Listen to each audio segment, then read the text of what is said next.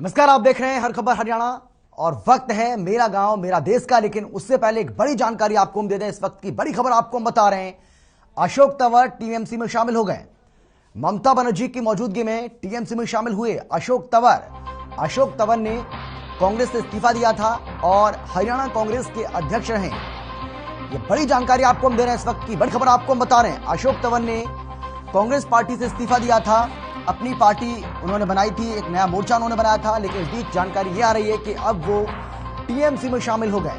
ये बड़ी जानकारी आपको हम दे रहे हैं। हरियाणा कांग्रेस के अध्यक्ष भी रहे अशोक तंवर, लेकिन अशोक तंवर ने अब टीएमसी का दामन थाम लिया है। बताया जा रहा है कि ममता बनर्जी की मौजूदगी में उन्होंने टीएमसी का हाथ थामा है। बड़ी जानकारी आपको हम दे रहे हैं। इस वक्त की बड़ी खबर आपको बता रहे हैं। आज सुबह से ये जानकारी निकलकर सामने आ रही थी, जिसमें कहा जा रहा था कि अशोक तंवर टीएमसी में शामिल हो सकते हैं। लेकिन अब अशोक तंवर ने ममता बनर्जी की मौजूदगी में टीएमसी का दामन थाम लिया है। अशोक तंवर जो कि हरियाणा कांग्रेस के बड़े नेता थे, आपको बता दें कि आपसी मतभेद के बाद उन्होंने कांग्रेस पार्टी से इस्तीफा दिया था। कांग्रेस पार्टी से अपने आप को अलग कर लिया था।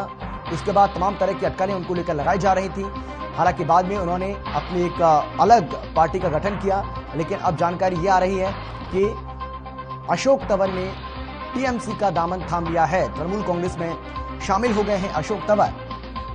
ये बड़ी जानकारी, बड़ी खबर लगातार आपको बता रहे हैं। अशोक तंवर को लेकर ये बड़ी खबर सामने आ रही है। अशोक तंवर ने कांग्रेस पार्टी से इस्तीफा दिया, हरियाणा कांग्रेस के अध्यक्ष रहे, सांसद भी रहे।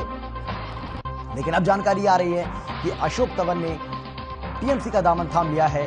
अब वो तृणमूल कांग्रेस में शामिल हो गए हैं और जिस वक्त उन्होंने टीएमसी का दामन थामा, उस वक्त पश्चिम बंगाल की मुख्यमंत्री ममता बनर्जी, टीएमसी की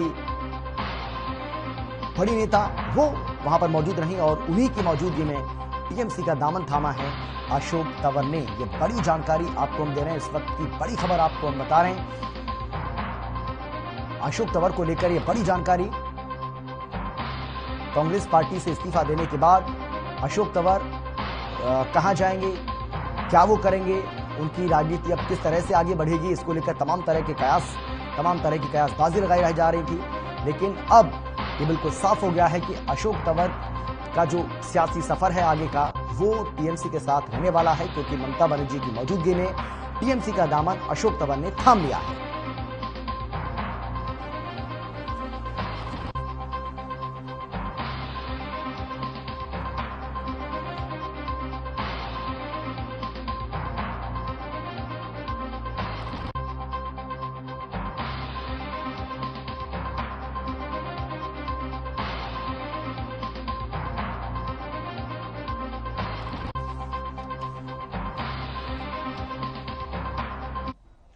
एक ब्रेक के लिए हम रुक रहे हैं, फौरन लौट रहे हैं।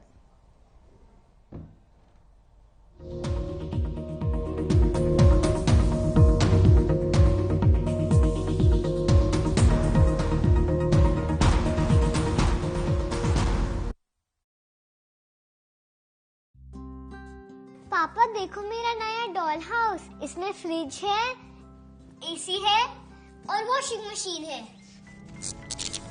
पापा, कोई भी एमसीबी लगाने से ऐसा आपके घर के साथ भी हो सकता है। इसीलिए लगाएं सिर्फ माइक्रोटेक एमसीबी और आरसीसीबी, जो आपको बचाएं शॉर्ट सर्किट, ओवरलोड और शॉक से। Microtek MCB, taking safety to the next level. Freedom scooter की निकली सवारी, आजादी की नई उमंग उकाया फ्रीडम के संग 11 करोड़ से भी ज्यादा भारतीयों का भरोसा। उकाया इलेक्ट्रिक व्हीकल।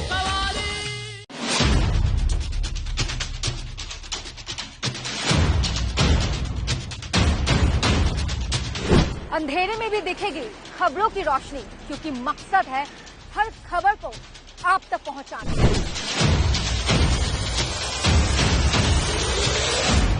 जब दुनिया सोती है तब भी जागते हैं।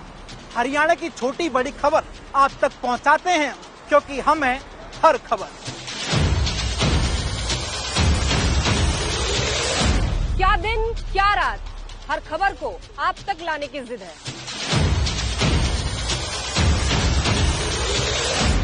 सोती रातों में जागती खबरों की खबर रखते हैं हम। जब सोती है दुनिया तो जागते हैं हम। आपके लिए खबरें खंगालते हैं हम, क्योंकि हम समझते हैं हर खबर है जरूरी। रात के सन्नाटे को चीरती अब खबरें देंगी आपके जहन में दस्तक। देखिए रात का रिपोर्टर, सिर्फ हर खबर हरियाणा पर। निरमा शुद्ध नमक कहीं से खरीद के रिफाइन किया गया नमक नहीं, ये पानी से पैक तक का सफर तय करता है निरमा के अपने 30,000 एकड़ के प्लांट में आधुनिक वैक्यूम इवेपोरेशन मेथड से, इसलिए इसमें अशुद्धि।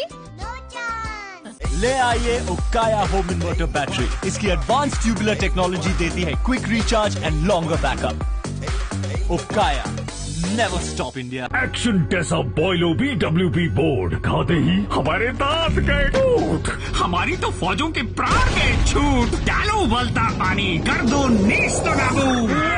Termite proof, border proof, fire retardant, extra tough and for the first time in the world, boiling waterproof. Action Tesa Boilo, सबसे मजबूत। पंजाब है जसप्रीत का ठिकाना, मुंबई है आदर्श का आशियाना, केरल का गोविंदन निवासी, कोलकाता में जन्मे है काशी। हर हिंदुस्तानी की शान, ARB बियरिंग्स जोड़े सारा हिंदुस्तान।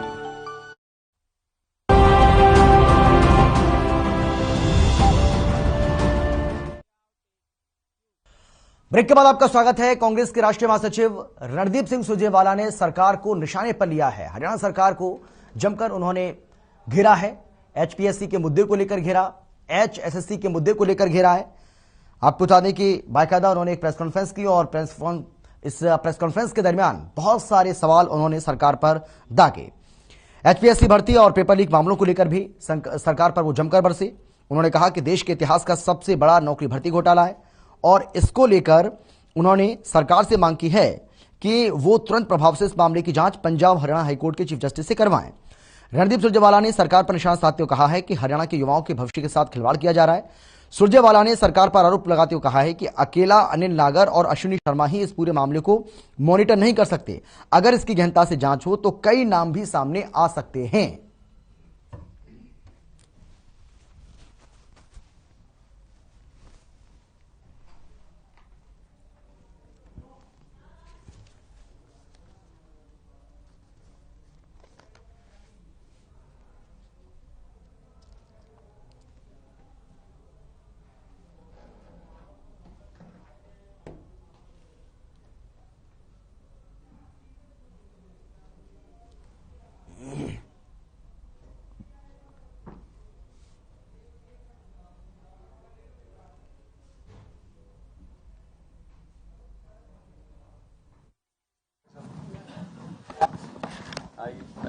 हरियाणा का रोजगार भर्ती और बिक्री घोटाला। खट्टर सरकार में नौकरी पाने का तरीका अब खर्ची पर्ची से अटैची तक पहुंच गया है और HPSC जो है हरियाणा पोस्ट सेल काउंटर बन गया। हरियाणा वासियों के सामने, हमारे नौजवान युवक युवतियों के सामने एक बात साफ है, खट्टर साहब बिना पर्ची बिना खर्ची के नारे लगाकर प्रदेश के लाखों करोड़ों नौजवानों को मूर्ख बनाते रहे और हरियाणा में नौकरियों की बिक्री की मंडी चलती रही। भाजपा जजप्पा सरकार में अब खर्ची भी विकास का टॉनिक पीकर अटैची बन गई है। 32 से अधिक पेपर लीक और भर्ती घोटाले को उजागर कर हम लगातार हरियाणा के युवाओं से होते अत्याचार को आपके माध्यम से जनता के सामने रखते हैं। थोड़ा सा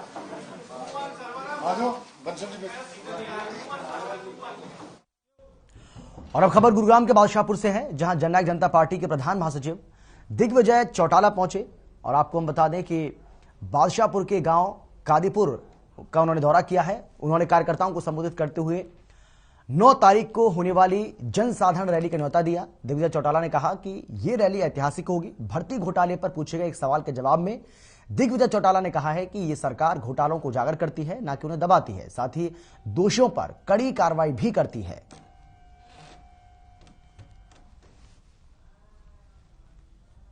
हमारी 9 तारीख सभी का यहाँ पहुँचने पर धन्यवाद। गुड़गांव जिले के अंदर कादीपुर गांव में हम सब पार्टी के कार्यकर्ता 9 तारीख को जो रैली होने जा रही है, जन सरोकार रैली, अरे माइक बंद कर दो, उस रैली का इनविटेशन देने, न्योता देने तमाम कार्यकर्ताओं के बीच में आए हैं। आप देख रहे हैं आज वर्किंग डे होने के बाद भी शहर के इस सभा में कितनी भीड़ है, कितना उत्साह है। मुझे उम्मीद है कि इसी उत्साह को बढ़ाते हुए सवाया कर करके 9 तारीख को यहाँ के लोग हजारों की संख्या में पहुंचेंगे और लाखों की संख्या में हरियाणा के लोग एकत्रित होकर के उस जन सरोकार रैली को ऐतिहासिक बनाएंगे।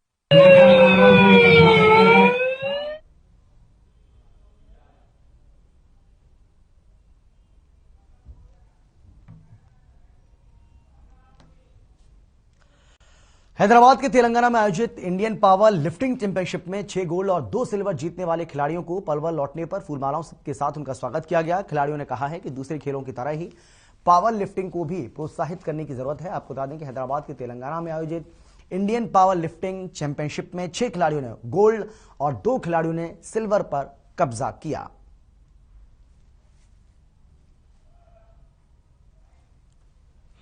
सब आगे ये कंपटीशन तेलंगाना में था, जूनियर, सब junior and masters national IPF। Sir हमारा रिस्पांस, हमारा रिजल्ट बहुत अच्छा रहा। हमारे खिलाड़ियों ने बहुत अच्छा प्रदर्शन किया। हम पलवल डिस्ट्रिक्ट से भी काफी खिलाड़ी गए थे, जिसमें हम 8 या 9 गोल्ड मेडल लेके आए हैं हमारे खिलाड़ी। उसके साथ साथ हम 3 टाइटल भी लेके आए, सब junior masters and master man और मास्टर वुमेन स्ट्रॉन्ग मैन।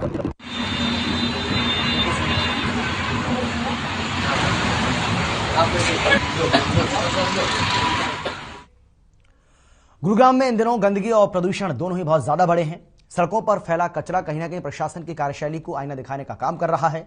शहर की सड़कों पर जगह जगह कूड़े के ढेर लगे हैं, लेकिन उसे पर कोई ध्यान नहीं दे रहा है। ये चीज गुरुग्राम नगर निगम की कार्यप्रणाली की पोल खोलते हुए नजर आ रहे हैं।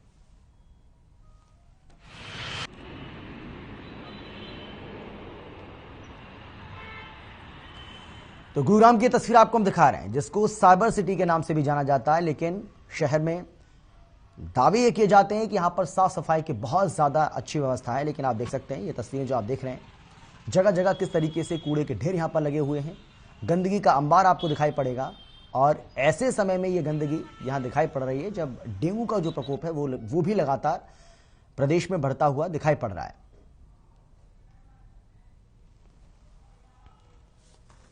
स्कूलों को खोले जाने की मांग को लेकर आज यूनाइटेड प्राइवेट स्कूल एसोसिएशन ने जिला उपायुक्त से मुलाकात की और उन्हें ज्ञापन सौंपा। स्कूल संचालकों का कहना है कि पहले ही कोरोना के चलते बच्चों की पढ़ाई बहुत ज्यादा प्रभावित हुई। ऐसे में अब चूंकि प्रदूषण भी कम हो चुका है तो उन्हें स्कूल खोलने की इजाजत दी जाए।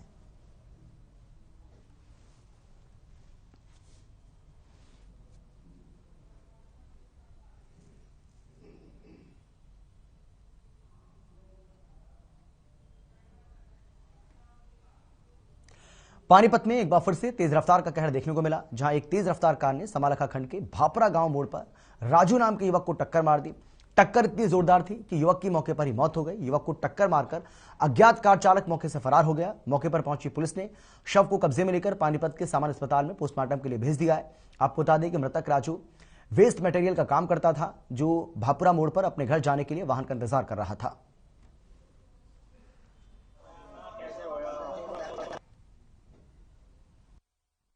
ये ना हमारा जो लड़का है जो स्क्रैप का काम करता है और समालखा की साइड, गनौर की साइड काम करने के लिए रेगुलर जाता है। कल भी वो अपने काम के लिए समालखा गया था। समालखा से गनौर की तरफ जा रहा था, वहाँ गाड़ी का इंतजार कर रहा था और एक कोई गाड़ी स्पीड में आई और उसको टक्कर मार के आगे की तरफ गनौर की तरफ निकल गई। नूह जिले के तावड़ू में हैदराबाद की नामी आयुर्वेद कंपनी से चोरी हुए 1 करोड़ के माल के साथ 3 आरोपियों को गिरफ्तार किया गया है। डीएसपी हेडक्वार्टर सुधीर तनेजा ने बताया है कि पुलिस कप्तान नूह कुमार के निर्देश के अनुसार काम करते हुए CIA Tauru incharge inspector Surender Sindhu की बड़ी कार्रवाई की और हैदराबाद की नामी आयुर्वेद कंपनी से चोरी हुए 1 करोड़ के माल के साथ 3 आरोपियों को धर दबोचा। पकड़े गए आरोपियों की पहचान खालिद हयात नासिर निवासी निमका के रूप में हुई है और सभी के खिलाफ मामला दर्ज कर लिया गया है।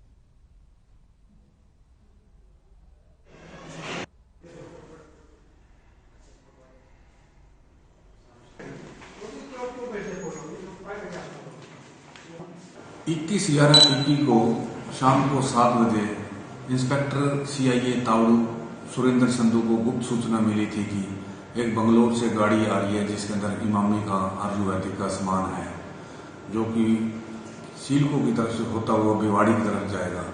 जिस संबंध में इंस्पेक्टर सीआईए ने एचसी अशोक कुमार को सीलको मोड़ के ऊपर नाकाबंदी करने के लिए आदेश दिया और अपनी टीम को भेजा, जो थोड़ी देर बाद एक 10 ट्रला आया, जिसको एचसी अशोक कुमार ने अपनी टीम के साथ उनको रुकवाया। रुकवाने के बाद वो उनकी ट्रक की तलाशी ली गई। तलाशी जब उसकी तरपाल से हटवाई गई तो ट्रक के अंदर 514 पेटियां जो कि इमामी आयुर्वेदिक का सामान था, और उस गाड़ी के अंदर 3 व्यक्ति बैठे थे जिनको काबू कर लिया गया।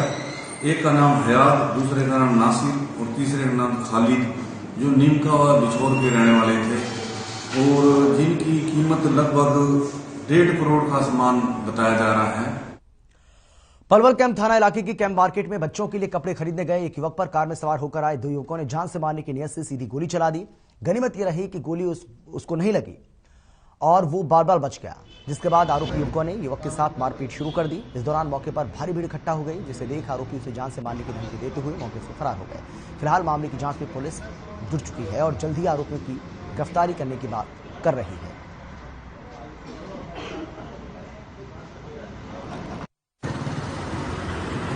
मार्केट में किसी 2 लड़कों ने गोली चलाई है, उसका मोस्टली हमें पता चल चुका है कि कौन लोग हैं और हम उसकी रेडिंग की तैयारी कर रहे हैं। जल्द से जल्द उसको गिरफ्तार करेंगे। क्या मामला निकल के सामने आया, किस बात को लेकर गोली चली? अब तक शायद ये लग रहा है कि कोई रंजिशन को मैटर है या किसी बात को लेकर कोई एनिमिटी दोनों के अंदर। कुरुक्षेत्र में सम्मान कार्यक्रम आयोजित कर गोल्डन बॉय नीरज चोपड़ा को सम्मानित किया गया। कार्यक्रम में शामिल खेल मंत्री संदीप सिंह ने कहा कि हरियाणा में अन्य राज्यों के मुकाबले खिलाड़ियों को बहुत अधिक सुविधाएं और सम्मान दिया जा रहा है। आने वाले समय में खिलाड़ियों को और भी सुविधाएं दी जाएंगी, सुविधाओं को बढ़ाया जाएगा। उन्होंने कहा कि पहले मिलने वाले खेल रत्न और द्रोणाचार्य अवार्ड राज्य सरकार ने खिलाड़ियों को कुछ नहीं देती थी, मगर अब सरकार ने अवार्ड मिलने पर 20,000 की पेंशन लगा दी। साथ ही उन्होंने ये भी कहा है कि हरियाणा की मिट्टी में खेल है। पद्मश्री गूंगा पहलवान के विषय पर कहा कि मैं उनसे मिला हूं, उनके मन में पुरानी बातें चल रही हैं, मैं हर खिलाड़ी के साथ खड़ा हूं। इस कार्यक्रम में सांसद नायब सिंह सैनी और विधायक सुभाष सुधा भी मौजूद रहे।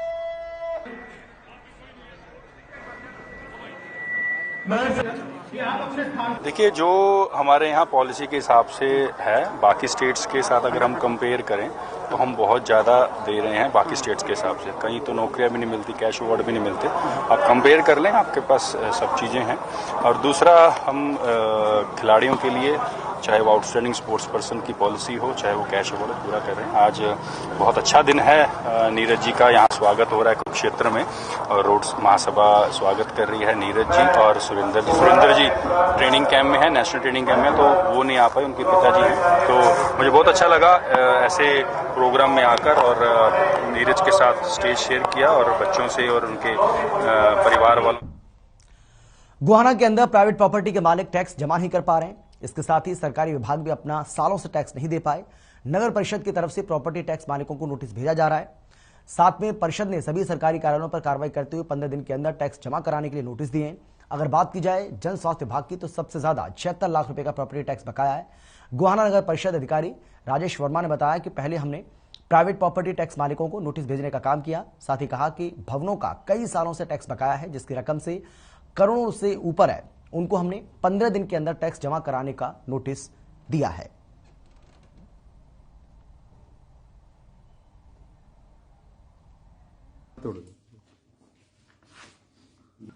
नगर परिषद ने तो पहले जो बीड़ा उठाया था, वो हमने जो 1 लाख से ऊपर के डिफॉल्टर हैं, चाहे वो कॉमर्शियल है, चाहे वो रेजिडेंशियल है, चाहे इंस्टीट्यूशनल है या कोई भी है, तो उनके हमने नोटिस जारी किए थे।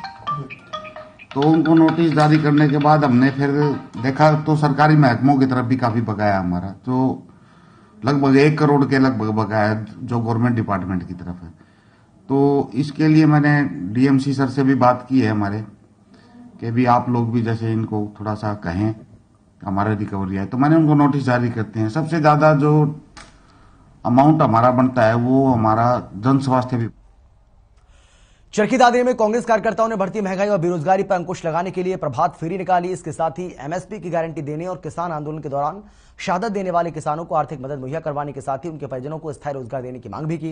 इस दौरान क्रांतिकारी चौक पर स्वतंत्रता सेनानी महाशय मनशाराम और राजा मेहताब सिंह की प्रतिमाओं पर कांग्रेस नेताओं और कार्यकर्ताओं ने फूल मालाएं डालकर उन्हें श्रद्धा सुमन अर्पित किए। आपको बता दें कि प्रभात फेरी के बीच शहीदों के लिए ऐ मेरे वतन के लोगों जरा याद करो कुर्बानी का गाना बजाकर उन्हें श्रद्धांजलि दी गई।